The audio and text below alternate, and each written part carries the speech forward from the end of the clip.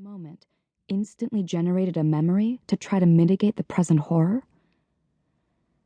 I don't know, the doctor said uncertainly, and looked as if he might cry. I stared at him. Did I asked in a squeaky voice. But of course, he would not know. He was the eye doctor, a man we'd just met, not the person who had administered the test. He shook his head and cleared his throat. I would later learn that the standard prenatal screening for Tay-Sachs only detects the 9 most common mutations, those found among the Ashkenazi Jewish population. But there are more than 100 known mutations. I would have needed to ask for a combination DNA and enzyme test, or requested that my DNA be sequenced. I hadn't known to ask for either of these. I was told the odds of my being a carrier were astronomical, and both parents must be carriers for a child to inherit Tay-Sachs. Rick is Jewish, but by testing one of us, we thought we were covering our bases. My mom, I said to Rick, gripping his arm and then taking Ronan from him. I clutched at my son, running my shaking hands over his head, his arms, his fat legs. Little guy, I said. He squirmed and giggled. I had the urge to swallow him, to try to return him to my body where he'd be safe.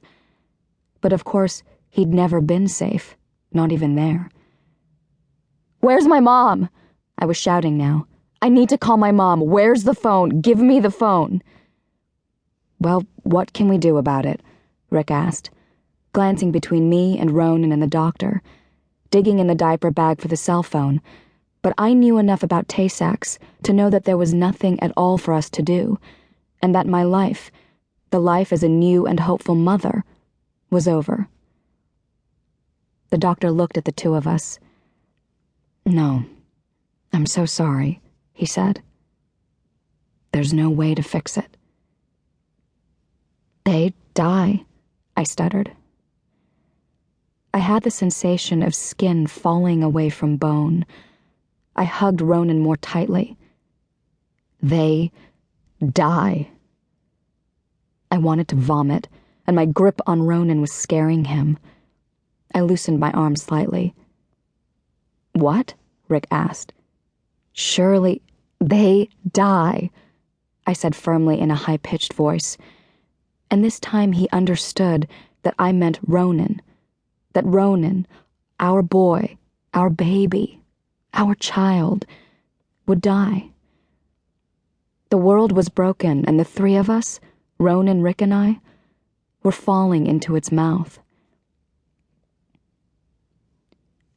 Nerve damage begins in the womb and progresses quickly, leading to dementia, decreased interaction with the environment, seizures, spasticity, and eventually death. Paralysis, blindness, deafness, loss of all faculties. The doctor showed us a laminated medical photograph of normal retinas, and then another set with red spots drawn in the center of diseased retinas, ruined eyes. Another doctor checked Ronan's eyes again, stoically, to confirm the diagnosis. Yes, I'd agree that it's Tay-Sachs, he said, and quickly left the room. Hearing these details of Ronan's prognosis, I suddenly, weirdly, remembered meeting a boy called Ronan at Trinity College on a warm, rainy day in Dublin in 1994, and deciding on that name for my future child.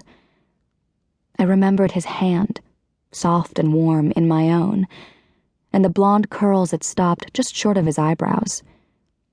For years I wrote Ronan in longhand scrawls across notebooks like a lovesick teenager, copying over and over again the name, tracing the curved letters as if I were fingering a magic stone. And as if the ghost of Emily Dickinson were speaking directly into my ear, I remembered these lines. I felt a cleaving in my mind, as if my brain had split. I tried to match it seam by seam, but could not make it fit. The situation didn't fit.